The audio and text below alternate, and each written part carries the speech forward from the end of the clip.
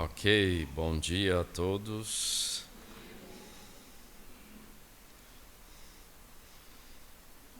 O nosso culto lá no Rio Grande do Sul é 9h30, aqui é 7h30. Então, bom ver todos vocês aqui, chegando cedinho. A gente está lá no outro lado, no que eu chamo de Bela Vista, né, onde seu Larry, Terry, seu Roberto também morava, e tem sido bom a gente relembrar aquele pedacinho ali. O nosso tema desta conferência é Proclamai, e ontem à noite nós vimos a importância de proclamar a Cristo com evangelismo intencional, procurando e orando, pedindo a Deus que nos dê oportunidades, abrir os nossos olhos para que vejamos pessoas que Deus coloca em nossa vida. E hoje eu quero continuar em Atos capítulo 2, ontem lemos Atos 2, de versos 22 a 41, e hoje eu quero continuar vendo uma igreja que proclama a Cristo. Como deve ser uma igreja que proclama a Cristo? E nós veremos a primeira descrição da igreja em Jerusalém, e veremos, na verdade, um só versículo que eu vou ver hoje, verso 42, para a gente pensar um pouquinho como deve ser a minha vida e a minha igreja, se eu estiver realmente proclamando a Cristo, ok? Pedro havia pregado a mensagem, Atos capítulo 2, o início da igreja. Atos capítulo 1, Jesus havia dado a grande ordem de sermos testemunhas dele. Atos 2, Pedro prega uma mensagem poderosa. 3.000 pessoas, dizem Atos 2:41, quase 3.000 pessoas chegaram a Cristo.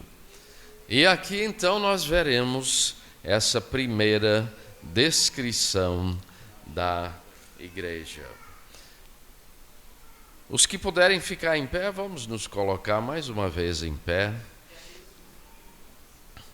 A palavra de Deus, nós vamos ler agora essa primeira descrição da igreja.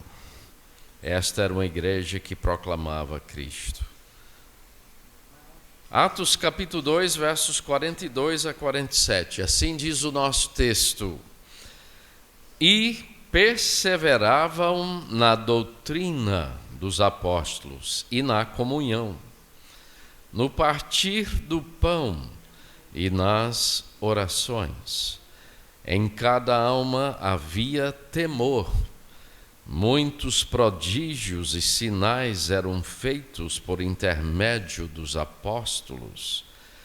Todos os que creram estavam juntos e tinham tudo em comum. Vendiam as suas propriedades e bens, distribuindo o produto entre todos à medida que alguém tinha necessidade. Diariamente perseveravam unânimes no templo. Partiam pão de casa em casa, tomavam as suas refeições com alegria e singeleza de coração, louvando a Deus, contando com a simpatia de todo o povo. Enquanto isso, acrescentava-lhes o Senhor, dia a dia, os que iam sendo salvos. Vamos orar? Nosso eterno Deus e Pai, cantamos louvores a Ti nesta manhã, lembrando, ó Deus, de tudo que o Senhor fez por nós. Nós somos-te gratos, ó Deus, eternamente gratos, por ter enviado o seu Filho a essa terra. E nos ajude, ó Deus, nesta manhã. Talvez alguns estejam cansados, outros um pouco doentes, temos muitas coisas acontecendo, mas ajude-nos nesta manhã a fixar nossos pensamentos na sua palavra, naquilo que o Senhor tem a nos ensinar, para que nós, ó Deus, sejamos uma igreja que proclama a Cristo, e que nós, como crentes, também façamos o mesmo. Nós pedimos e te agradecemos com gratidão, em nome do Senhor Jesus. Amém. Podeis sentar? Quero me prender mais no verso 42, hoje de manhã. Temos aqui nesse texto 9, pode até dizer 10 marcas da igreja que proclama a Cristo, mas aí teríamos que passar o dia inteiro, aí não vai dar. Temos um tempo aqui, tem outras coisas acontecendo, então nós vamos ficar em verso 42. A igreja em Jerusalém, que é uma igreja que proclamava Cristo, 4 coisas me chamam a atenção, 4 marcas desta igreja aqui nesse versículo. Primeiramente, diz o nosso texto que essa igreja perseverou em quê? Na doutrina dos apóstolos. O que quer dizer a palavra doutrina? Essa palavra ocorre 127 vezes no Novo Testamento e significa ensino.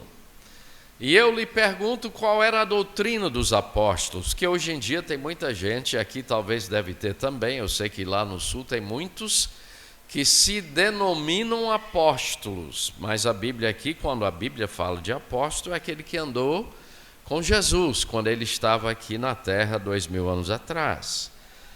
Então, qual era a doutrina dos apóstolos? Alguém faz ideia? Vocês lembram das últimas palavras de Jesus em Mateus capítulo 28? O que é que Jesus disse?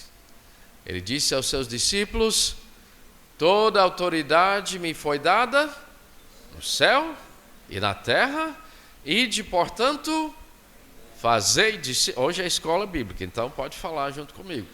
Ide, portanto, fazei discípulos de todas as nações, batizando-os em nome do Pai, do Filho e do Espírito Santo e ensinando-os a guardar o quê? Todas as coisas que vos tenho ordenado. Sabe o que é a doutrina dos apóstolos? Foi tudo que Jesus ordenou. Vocês sabem tudo que Jesus ordenou? Se eu vou fazer discípulos, Jesus disse, eu preciso saber o que ele ordenou. E tudo que ele ordenou está aqui.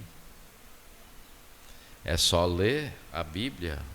Mateus, Marcos, Lucas, João, enfim, a Bíblia inteira é a palavra de Deus. Muito importante, então, a doutrina na igreja em Jerusalém, aquelas primeiras igrejas que nasceram há 2000 anos atrás, a doutrina era muito importante. Sabe por quê? Porque através da doutrina, Deus fala conosco. Você gosta de falar com certas pessoas? Eu gosto. Termina o culto e a gente vai conversando, é tão bom. E assim Deus fala conosco através da sua palavra. Então, lá em casa eu tenho até uma cadeira de papai, de vovô, não sei como é que chama, que fica ali, porque eu gosto sempre de pensar que eu estou aqui com a minha Bíblia e Deus está ali junto comigo. A doutrina. eu tenho esse privilégio de abrir a Bíblia e Deus fala comigo. A doutrina era importante na igreja. Caminha comigo um pouquinho em Atos, capítulo 5, verso 42. Em meio a toda a perseguição que eles enfrentavam, o contexto de Atos 5, eles foram açoitados em versículo 40. E o que é que eles fizeram? Verso 42. Foram esconder em casa, correram de Jerusalém. É isso que eles fizeram? Olha o que diz Atos 5:42. E todos os dias, no templo e de casa em casa, não cessavam de ensinar e de pregar Jesus Cristo. Já pensou? Todo dia. Atos capítulo 6, a igreja crescendo. Aqui eu estou vendo que a igreja está crescendo, né? Falei com o pastor Ricardo, está pensando até um dia em fazer um prédio novo, que possa caber mais. Nós estamos lá no sul com a igreja de mais ou menos 100 pessoas e nós estamos planejando construir um auditório que caiba 400 pessoas. Se Deus assim salvar pessoas, nós queremos ser uma igreja referência na nossa cidade de 100 mil habitantes na Grande Porto Alegre. Essa igreja estava crescendo e olha o que os pastores disseram. Os apóstolos eram os pastores da igreja. E diz aqui em verso 2 do capítulo 6, então os 12 convocaram a comunidade dos discípulos e disseram: não é razoável que nós abandonemos o quê? A palavra de Deus. Nós não queremos, para servir às mesas. Então ele diz em verso 3, escolha alguns irmãos para ajudar nesse trabalho de distribuição de alimentos. Naquele momento era necessário isso, cestas básicas, digamos assim, para pessoas na igreja, especialmente viúvas. E verso 4, o que é que os pastores dizem? E quanto a nós, nos consagraremos ao quê? À oração e ao ministério da palavra. Olhe como doutrina era importante. E verso 7, eu gosto muito desse texto. Diz, e crescia o quê? A palavra de Deus. Dava para as pessoas ver na comunidade de Jerusalém. Tive o privilégio de estudar em Israel anos atrás, no mestrado, andar em Jerusalém muitas vezes. Imaginar isso, a palavra de Deus crescia, porque os crentes estavam sempre na palavra de Deus. Verso 7 então diz, crescia a palavra, aí quando cresce a palavra, e em Jerusalém se multiplicava o número dos discípulos. Também muitíssimos sacerdotes obedeciam à fé. Enfim, poderíamos caminhar por Atos e ver como a igreja era fundamentada em cima da palavra de Deus.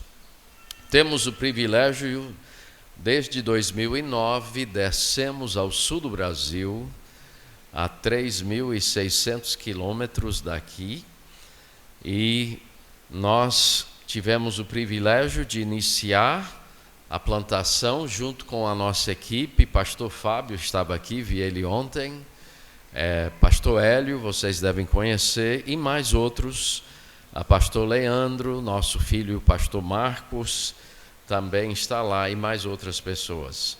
Então a gente valoriza a palavra de Deus. As pessoas vêm à nossa igreja, sabe por quê? Porque elas querem uma igreja genuína que pregue a palavra.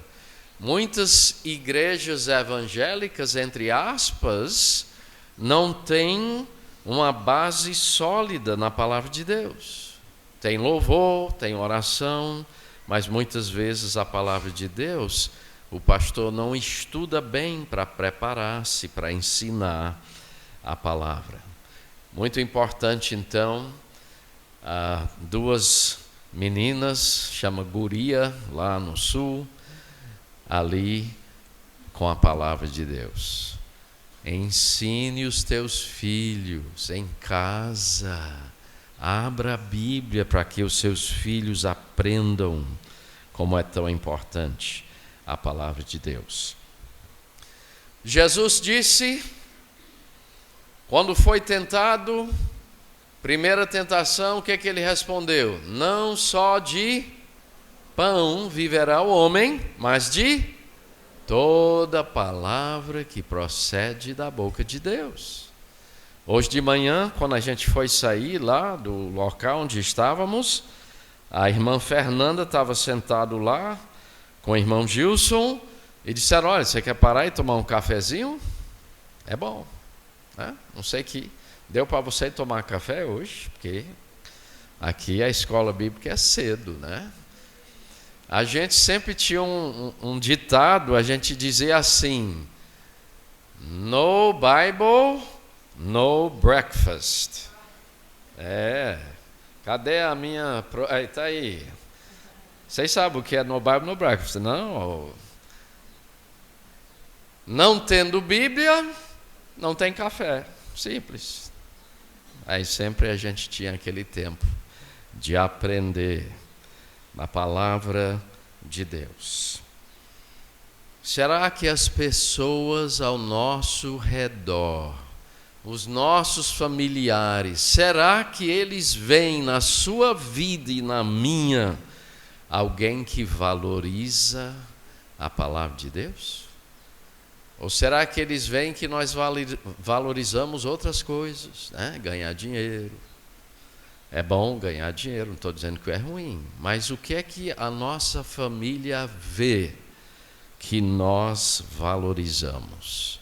A palavra de Deus tem muito mais riqueza do que apenas dinheiro e bens.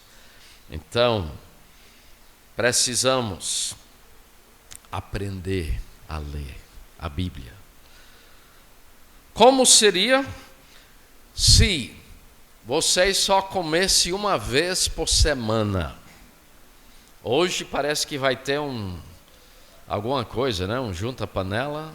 Acho que é mais do que junta-panela, né? Porque só juntar a panela não, né? Tem que ter coisa dentro da panela que a gente vai juntar. Se você pudesse comer uma vez só por semana, domingo, meio-dia, traz o gaúcho aqui, que eles gostam de churrasco, 700 gramas de carne por homem. Você come seu churrascão de domingo e passa a semana inteira e só pode comer no outro domingo o almoço. Como é que ficava a sua vida? Seria forte? Fraco. Bem fraco. Imagine a vida da pessoa que abre a sua Bíblia domingo de manhã. Limpar aqui que eu vou para a igreja. Lê domingo de manhã, chega em casa. Tchau, Biblinha. Até domingo que vem. Como é que é a vida dessa pessoa espiritual? Será que ela vai ser forte? Ela vai ser fraca, facilmente tragada pelo inimigo da nossa alma. Como é importante a gente tomar café, almoço e janta e as merendas, também espiritualmente é importante.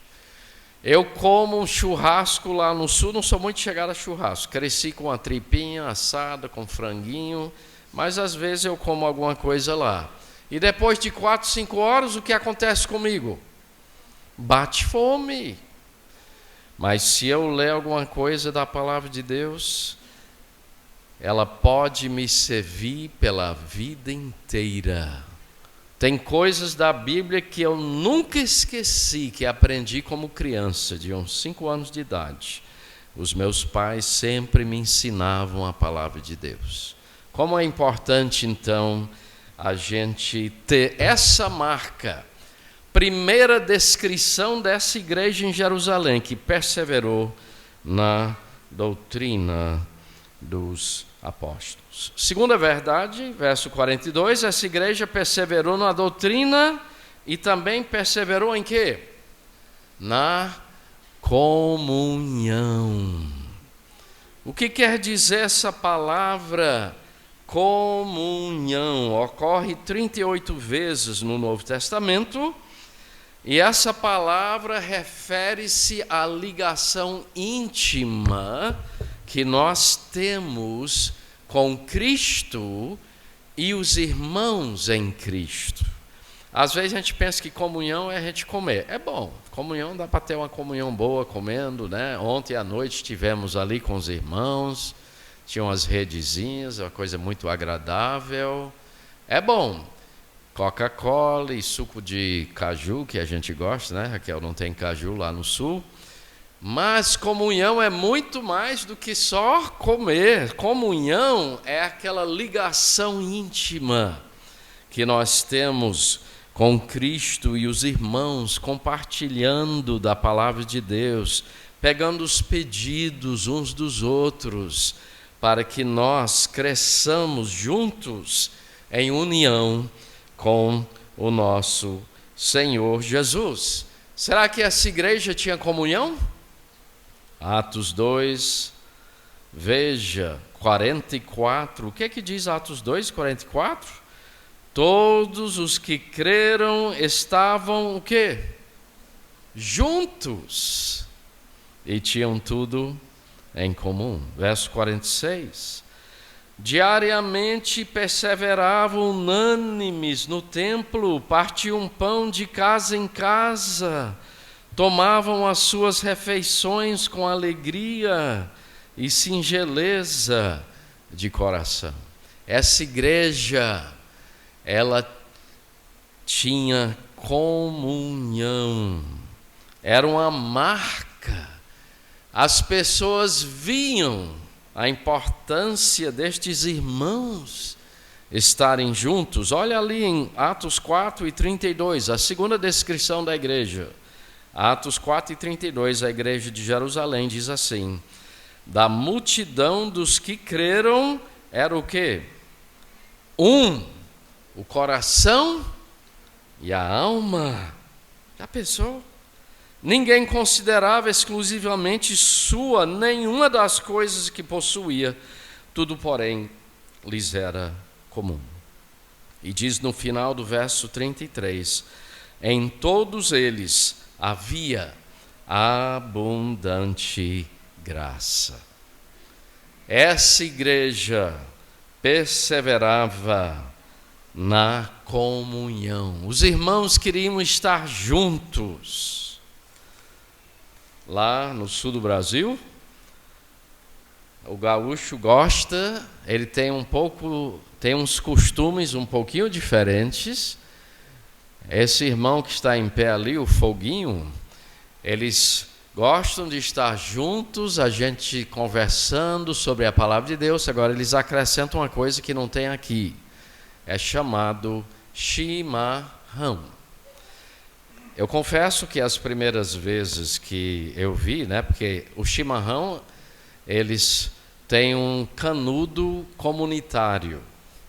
Aí eu fiquei meio assim, porque eu olhava assim o grupo, será que esse está com pneumonia, esse está com gripe?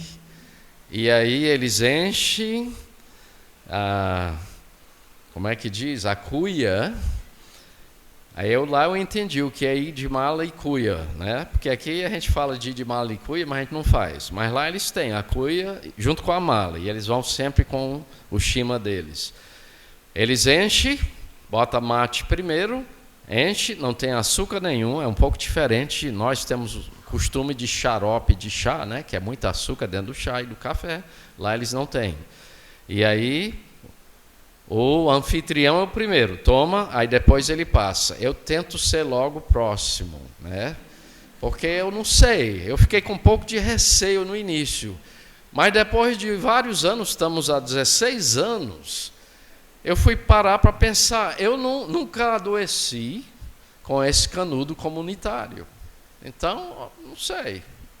E eles fazem isso. A gente pode estar num culto, está passando chimarrão aqui no meio do culto. Ou estamos num estudo, fica passando chimarrão várias vezes, né? Eu tomo umas 2, 3 vezes, aí até que gosto, até dá uma saudade, né?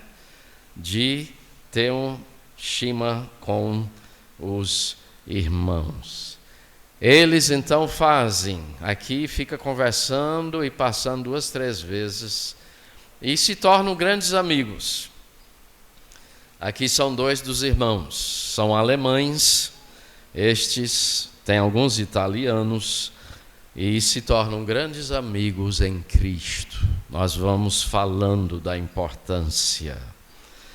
Será que nós somos amigos uns dos outros? A gente sabe o que está acontecendo na vida um do outro? Esta igreja tinha essa marca, porque a igreja que proclama a Cristo, ela é baseada na doutrina da palavra e ela é baseada na comunhão que só Cristo, através dele, da morte dele na cruz, é que nós formamos um corpo em Cristo e nós temos um privilégio de uma comunhão que ninguém, ou alguém que não faz parte do corpo de Cristo, nunca vai poder experimentar. Comunhão com Cristo e a sua igreja. Essa é a segunda marca dessa igreja em Jerusalém. A terceira está no final do verso 42. Essa igreja perseverou na doutrina dos apóstolos, na comunhão, e ali diz, no partir do pão e nas orações. Partir do pão aqui em verso 42 refere-se à ceia do Senhor. Em verso 46 fala deles tomarem as suas refeições com alegria. Eles iam de casa em casa tomando café, almoço e janta juntos. Mas aqui está se referindo à ceia do Senhor. Eles faziam um almoço comunitário com os crentes e, no final deste almoço, eles celebravam a ceia do Senhor. O texto também nos diz que eles perseveravam. Interessante, o final do verso 42 diz o quê? Nas orações. Não diz na oração, diz nas orações. Creio eu que em Jerusalém tinha muitos irmãos e eles iam de casa em casa e muitas vezes no dia eles paravam para orar. Por quê? Porque eles tinham andado com Jesus. Eles tinham visto o poder de Jesus. Eles sabiam o poder de Deus, eles viram Jesus levantar pessoas dos mortos, né? Lázaro saindo todo enroladinho. E Jesus disse, Lázaro, saia para fora. Eles viram. E eles pensavam assim, eu não quero enfrentar o dia de hoje na minha força. Eles oravam a Deus, ó Deus, me ajude, me dê o seu poder, a sua graça, a sua sabedoria, para que eu possa viver esse dia para a sua glória. Essa igreja tinha uma marca muito importante de adoração a Deus. Partir do pão, na ceia nós adoramos a Deus, nas orações nós falamos com Deus. Diz em verso 47, no início, louvando a Deus. Eles louvavam a Deus. E louvor não é só cantar. Louvar a Deus é viver para Ele, todo instante da minha vida. Essa igreja, eles tinham esta marca de adoração a Deus. Interessante, surgiu em Atos capítulo 12 uma situação terrível para a igreja. O pastor titular da igreja, digamos assim, ele foi preso. Primeiro foi um outro pastor preso em Atos 12, começando em verso 1. O rei Herodes, diz o texto, mandou prender alguns da igreja para os maltratar, e ele logo pegou um dos pastores chamado Tiago, irmão de João, e ele morreu. E depois Herodes viu que todo mundo gostou, e então ele resolveu, verso 3, vendo ser isto agradável aos judeus, ele disse: agora eu vou pegar logo o titular. Aí pegou Pedro e colocou na prisão.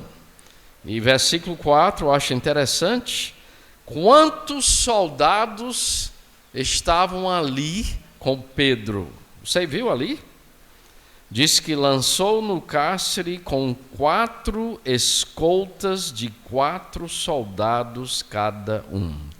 16 soldados para guardar um só homem. Acho que Herodes tinha um certo temor. Ele queria garantir que Pedro não escaparia. E aí tem um versículo fantástico. Verso 5. O pastor Ricardo, que é pintor, deveria pintar. Eu já pensei muitas vezes de ter um quadro de Atos 12, 5. Diz: Pedro, pois, estava guardado no cárcere, mas, o quê? Havia oração incessante a Deus por parte da igreja. Se eu fosse pintar, não sou pintor, mas se eu fosse, o meu quadro, num lado, teria um rei vestido em trajes reais, rei Herodes, imponente, e embaixo eu colocaria palavras. Eu acho que não pode colocar palavras em pintura, mas eu colocaria: Pedro vai morrer. E no outro lado do quadro, lá embaixo, eu colocaria um grupinho de irmãos, orando a Deus, uma rodinha de irmãos, orando a Deus. E ali embaixo, eu colocaria: pela graça de Deus, Pedro vai viver. É o que aconteceu ali. E você lendo o capítulo 12, você vai ver o que aconteceu. Pedro viveu. Deus respondeu à oração. Interessante que os irmãos até, não sei se você lembra a história, né? A Rod vai porque o Pedro, ela sai, ela volta, tão animada, esqueceu de abrir o portão, e ela diz: olha, o Pedro está ali. E o que é que a igreja diz para ela? Você está sonhando, minha filha, o Pedro está lá na prisão. Não, está. E o Pedro batendo, finalmente eles vão, e eles veem Pedro, e o que é que diz o texto em Atos 12?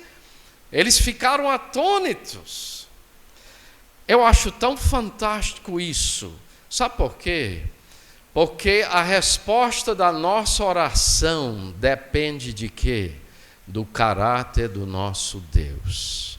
Quando nós oramos a Deus, mesmo com pouca fé, Deus responde a oração segundo a sua vontade. Nós temos lá no Sul o privilégio de enfatizarmos o tempo de adoração a Deus. Aqui foi tão bom ontem, né? Tinha um grupo aí, uma orquestra, uma mini orquestra de instrumentos. Nós não temos ainda isso, mas a gente louva a Deus juntos. E também nós temos enfatizado na igreja pensei que eu tinha, Raquel, acho que pulou. Temos o tempo de oração. Nós dizemos ao casal, cada casal na igreja: orem juntos, marido e mulher, porque muitas vezes marido e mulher, não sei por que não oram juntos, né? O que aconteceu? Que anos atrás, quando estava namorando, se conversar, aquela coisa toda. Depois de casado, não sei o que acontece. Orem juntos, adorem a Deus juntos. E aí nós enfatizamos a importância de adorar a Deus em casa, na igreja, nós sermos pessoas de oração, participando da ceia e do louvor ao nosso Deus. E a última marca que queria falar desta igreja: perseverou na doutrina, perseverou na comunhão, perseverou na adoração. E mais uma coisa que marcou essa igreja: ela perseverou também na evangelização. Ontem eu mostrei para vocês na pregação, Atos 2, 13 e 4, como a igreja perseverou na evangelização, aproveitando as oportunidades para falar das boas novas de Cristo, que Ele morreu, ressuscitou e oferece salvação a todo aquele que crê nele. Esta igreja perseverava na evangelização. Atos capítulo 4. Ontem eu li esse versículo fantástico. Tenho ele decorado, Atos 4 e 20. Quando eles disseram a Pedro e João: você não pode mais falar no nome de Jesus, eles disseram: olha, julgai se é justo diante de Deus ouvir-vos a vós outros antes do que a Deus. E eles disseram: nós não podemos deixar de falar das coisas que vimos e das coisas que ouvimos. Eles aproveitavam cada oportunidade para falar de Cristo. Você pode olhar pelo livro de Atos e você vai ver, não era só os pastores, né? Se você vai para Atos capítulo 8, Atos 8, houve uma perseguição em Atos 8 e 1, e diz o nosso texto em Atos 8 e 1, que todos, exceto os apóstolos, foram dispersos. E verso 4 diz que os que foram dispersos iam por toda parte pregando a palavra de Deus. Falei para vocês ontem, pessoas vieram de longe para levar o evangelho aqui, nessa região. E nós temos o privilégio de levar o evangelho adiante nesta região. Na última vez que eu vim aqui, em 2023, nesta região, eu fui pregar num culto evangelístico campal, num lugarzinho que eu nunca tinha andado, chamado Guriú. Não sei se você já andou nesse tal de Guriú. Fizemos um passeio de barco e à noite nós pregamos. Aí eu levanto a voz mais um pouquinho, né? Como eu fiz ontem à noite, porque tem muita gente sentado ali pela beirada das casas e eu quero que eles ouçam o Evangelho de Cristo. Então pregamos lá, foi muito bom. Nesta viagem, pela primeira vez na minha vida, eu passei por Martinópolis. Cadê o irmão?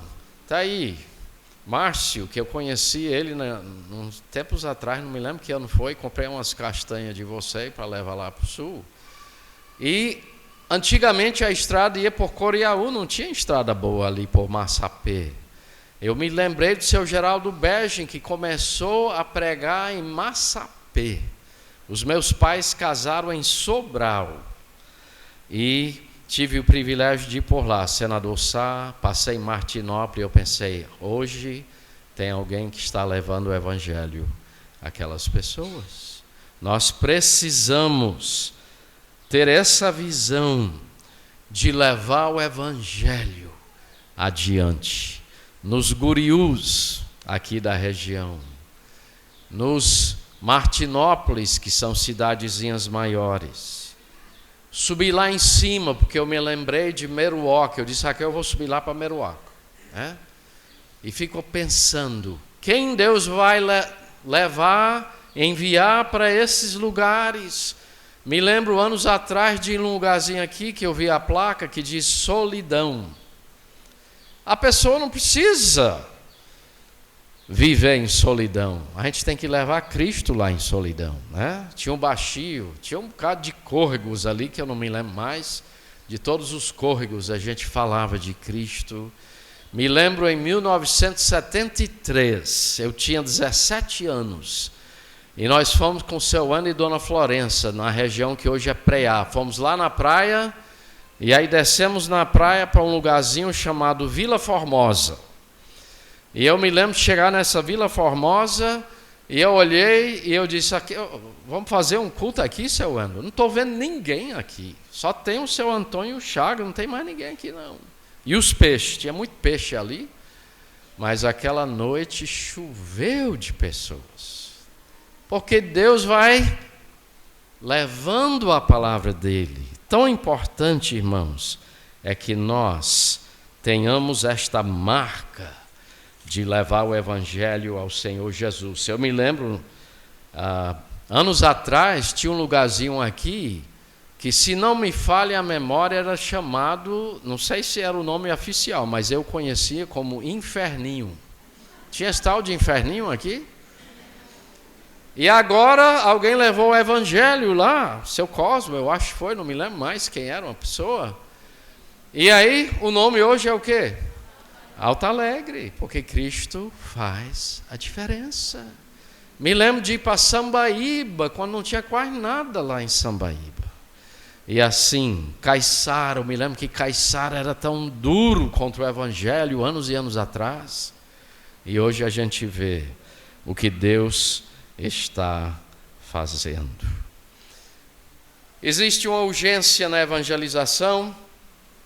Nós temos oportunidades no sul do Brasil, vez por outra, eles permitem a gente entrar nas escolas. Aqui nós entramos numa escola pública, tínhamos uma equipe dos Estados Unidos e lá tinha um homem de força que ele fazia todo tipo de coisa porque era um homem que tinha muita força. E eu me lembro lá, ele ficou em cima de uma mesa e pegou lá 2 panelas. Panela chama frigideiras, mais ou menos desse tamanho a frigideira, e tem 2 times grandes lá, Internacional e Grêmio. Quando eu desci lá, eles queriam, eu disse, não, eu sou torcedor de Fortaleza, eu não quero nada desses 2 times. Mas ele pegou 2 frigideiras, uma por vez, e esse homem pegou e enrolou a frigideira para ela ficar redondinha, igual um microfone desse, um pouquinho mais largo, e aí entregou para um guri, lá chama guri, um meninozinho lá na frente, ó, todo mundo. Eu também, eu disse, eu nunca tinha visto uma pessoa com tanta força. Pegou o outro, enrolou e entregou para o outro. Encheu de gente, e aí eles falaram de Cristo. Quem pode dar força na tua vida é o Senhor Jesus. E nós tivemos o privilégio de falar de Cristo. Sabe por quê? Porque o gaúcho dificilmente vai entrar numa igreja evangélica, dificilmente. Então nós precisamos saber sair, formar relacionamentos com pessoas que não conhecem a Cristo, procurar levar o evangelho aos nossos vizinhos, é o que nós fazemos. E pessoas, eu vou comprar nos mesmos lugares para eu conhecer as pessoas, para poder falar de Cristo para as pessoas. Lembra o que eu disse para vocês ontem à noite? Dessas marcas que nós falamos da igreja, a igreja perseverou na doutrina. Vai ter doutrina no céu? Alguém sabe? Será que vai ter? Eu tenho coisas que eu ainda não entendo com toda certeza da Bíblia, mas um dia eu vou entender, porque o meu professor lá vai ser Cristo. Então, o que eu não entendo agora, eu vou entender um dia. A igreja perseverou na comunhão, vai ter comunhão lá no céu? A gente vai querer estar ao lado de Cristo, mas aí vai ter muitas pessoas, milhões de pessoas, pessoas que eu estudei do Antigo Testamento, vão estar lá. Vai ter adoração no céu? A igreja perseverou na adoração? Ora mais. Ali vai ser um coral de milhões de vozes, e eu gosto de música. Tocava harpa, serrote, meu pai me ensinou serrote, não sei se alguns chegaram a ver, trombeta, teclado, né? Vendo os irmãos aqui, me deu uma vontade de tocar. Canto, imagine a adoração. Fantástico. Agora vai ter evangelização nos céus? Nunca. Uma vez que eu passo dessa vida para a eternidade, eu falei ontem à noite, eu nunca mais vou ter o privilégio de falar de Cristo para alguém. E a pessoa sem Cristo, se passar dessa vida para a eternidade, nunca mais vai ter a oportunidade de crer. Purgatório não existe, não está nada disso na Bíblia. A pessoa tem esta vida, a oportunidade de crer no Senhor Jesus. Como está a sua vida? Qual foi a última vez que você falou de Cristo para alguém? Você já parou para pensar como seria a sua vida se alguém não tivesse chegado e falado de Cristo para você? Como seria a sua vida? Eu já pensei muito sobre isso. Como seria a minha vida se Deus não tivesse me colocado numa família cristã? O que é que eu estaria fazendo hoje?